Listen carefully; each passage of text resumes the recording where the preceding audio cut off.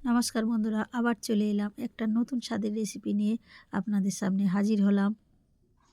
দুধের ছানা দিয়ে পাকা কলা সন্দেশ রেসিপি আমি বানিয়েছি। দেখতে পাচ্ছেন কত সুন্দর, একদম যেন অরিজিনাল কলা পাকা।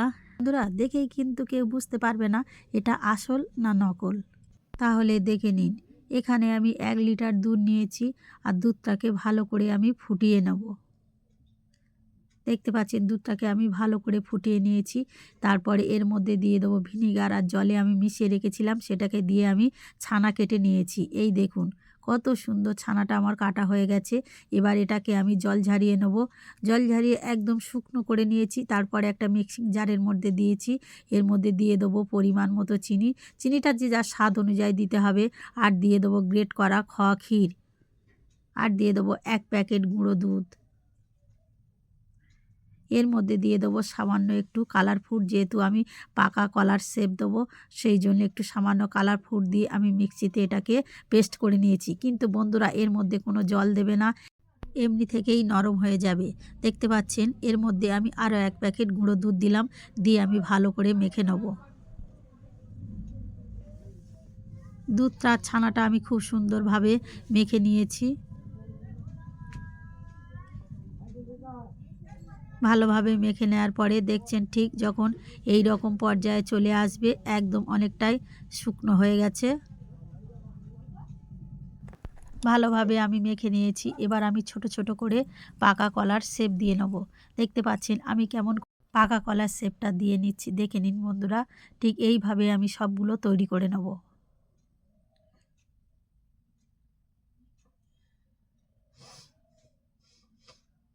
সবগুলো আমি একইভাবে তৈরি করে নিয়েছি।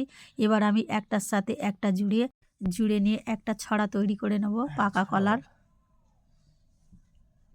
দেখতে পাচ্ছেন বন্ধুরা ঠিক এইভাবে আমি তৈরি করে নেব। এই দেখুন বন্ধুরা আমি কত সুন্দর পাকা কলার ছড়াটা তৈরি করে নিয়েছি। দেখুন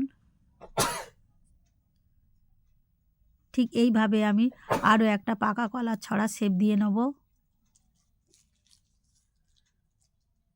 আর একটা তৈরি করে দেখাচ্ছি, দেখে নিন।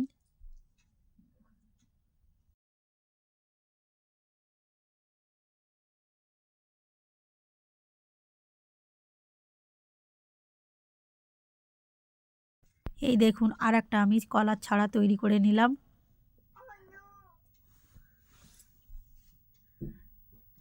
কলাগুলো আমার তৈরি করা হয়ে গেছে। এদিকে আমি ক্যাডবেরি নিয়েছি, আর এদিকে আমি একটা পাত্রের মধ্যে জল বসিয়ে দিয়েছি। দিয়ে আমি ক্যাডবেরিটা একটু গলিয়ে নেব। এর মধ্যে দিয়ে দেবো অল্প করে একটু কোকো পাউডার আর সামান্য একটু গরম জল দিয়ে আমি ভালো করে মিশিয়ে নেব। নিয়ে একটা মোটা ব্যাটার তৈরি করে নেব। দেখতে পাচ্ছেন ঠিক এই রকম।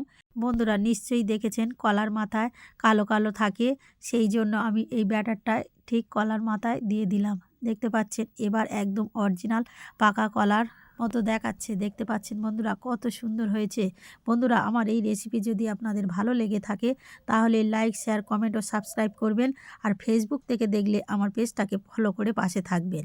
আর বন্ধুরা অবশ্যই একবার এই রকম পাকা কলার সন্দেশ বাড়িতে বানিয়ে দেখুন, খেতে হয় অসাধারণ।